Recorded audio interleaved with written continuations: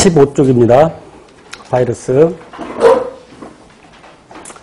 아까 우리 생물의 특성을 공부했는데 지구상에 있는 어떤 녀석은 어찌 보면 생물인 것 같기도 하고 어찌 보면 생물이 아닌 것 같기도 하는데 그 녀석이 누구냐면 바로 이 바이러스죠. 뭐 비루스라고 발음하기도 하고요.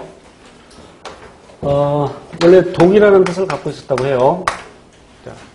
그래서 언급한 것처럼 생물의 특징도 갖고 있고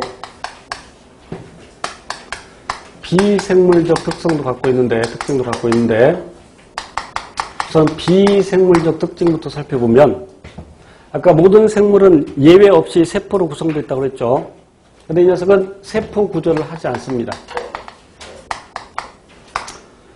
그리고 스스로 물질 대사를 하지 못하죠. 지 혼자서는 물질 대사를 하지 못합니다. 왜 물질 대사를 하지 못할까? 아까 물질 대사가 무엇에 의해서 이런다고 그랬어요? 효소에 의해서. 그럼 물질 대사를 스스로 하지 못한다는 얘기는 자기 스스로의 효소가 없다는 얘기죠.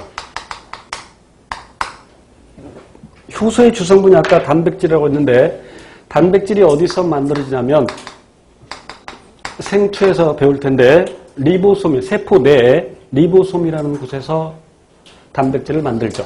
그런데 바이러스는 세포 구조를 하지 않기 때문에 리보솜이 있어 없어? 없어. 단백질을 못 만든다는 얘기죠. 그래서 스스로 물질 대사 하지 못하고 살아있는 생명체 내에서만 살아가는데 그 살아있는 세포 내에서 살아가는 것을 활물기생이라고 하죠. 예를 들어서 우리 회 먹을 때 활어, 뭐 살아있는 걸 잡아먹죠. 그래서 활어 하듯이 활물기생 그러면 살아있는 생명체 내에서만 살아간다. 더욱처럼 세포 내에서만. 물론 어떤 바이러스는 자체 효소를 갖고 있는 것도 있습니다. 그러나 예를 들어서 HIV의 경우에는 역전사 효소라는 것을 갖고 있는데 나중에 구체적으로 배웁니다. 그런데 지가 이 효소를 만들 수가 없죠. 이 녀석은 이전 숙주세포 있을 때 그 숙주세포가 만들어주는 것이죠. 그러나 다른 필요한 요소들은 갖고 있지 않아서 역시 스스로 물질을 하지 못합니다. 그래서 이 바이러스는 세포 내에서만 살아가고 생체 내에서만 살아가고 생체 밖에서는 단백질 결정체일 뿐이죠. 이것이 비생물적 특성이고 생물적 특징으로는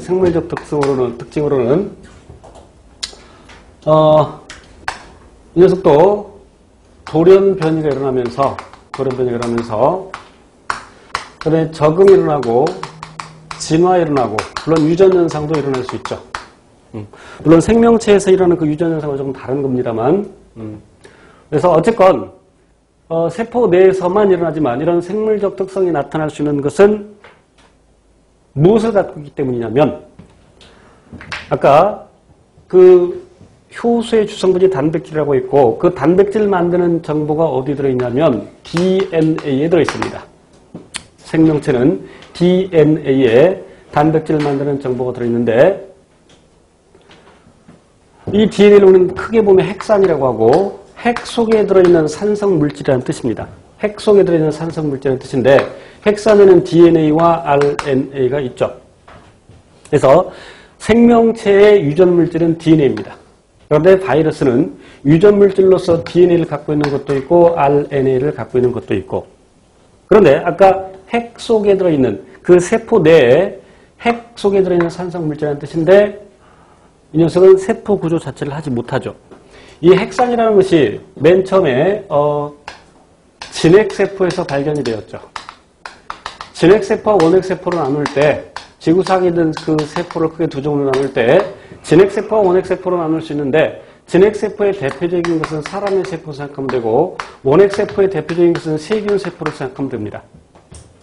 그런데 이렇게 진핵세포와 원핵세포로 나누는 몇 가지 중요한 기준인데 그 중에 무엇보다도 중요한 것이 핵막의 유무이죠. 그래서 진핵세포는 핵이 있지만 원핵세포는 핵이 없습니다. 그런데 처음 이 핵산이라는 것이 진핵세포에서 발견되었다. 그런데 나중에 보니까 원핵세포에도 핵산이 있더라. 그런데 원핵세포는 핵을 안 갖고 있어. 그럼 이름 바꿔야 되는데 왜냐면 원핵세포도 DNA, RNA를 갖고 있어. 근데 핵이 없어. 그래서 이름을 바꾸려고 했더니 너무 오랫동안 써서 혼란을 가져올 수 있다. 그래서 그냥 핵산이라고 쓰는 거고, 그리고 바이러스도